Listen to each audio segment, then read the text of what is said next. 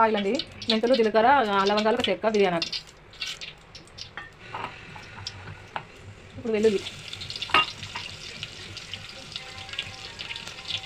పచ్చిమిర్చి, ఎండుమిర్చి, కరివేపాకు,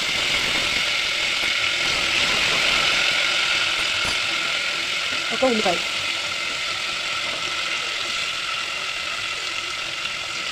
కాస్త లైట్ కలర్ వచ్చినాక వేపాలి కొంచెం.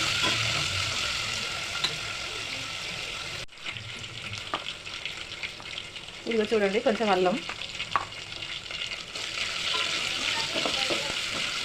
తర్వాత ఇది చిన్న ఒక 3 టమాటాలు,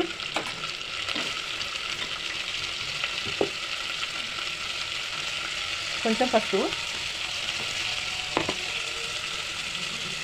కొంచెం కారం,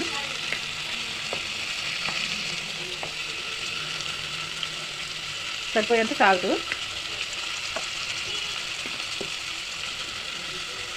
కొంచెం గరం మసాలా,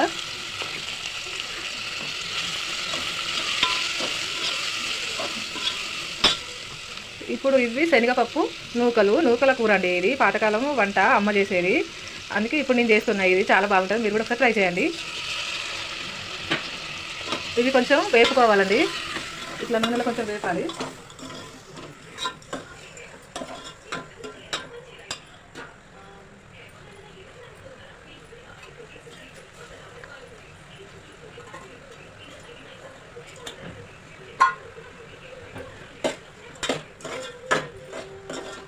సూపర్ ఉంటాయంట ఫ్రెండ్స్, నేనైతే తిన్నాక చెప్తాను. ఎప్పుడు తినలేదు, ఈరోజు కొత్తగా చేస్తుంది మా అమ్మమ్మ. దీనికి సబ్స్క్రైబ్ చేసుకోండి ఫ్రెండ్స్ ప్లీజ్.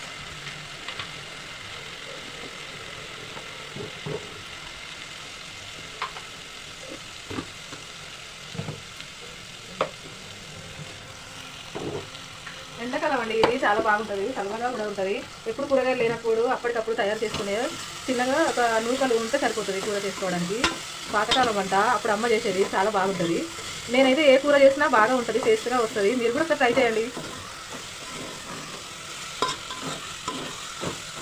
ఎవరైతే ట్రై చేశారో వాళ్ళైతే కామెంట్ చేయండి ఫ్రెండ్స్.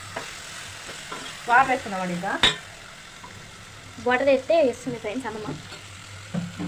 చూడండి ఎలా ఉందో.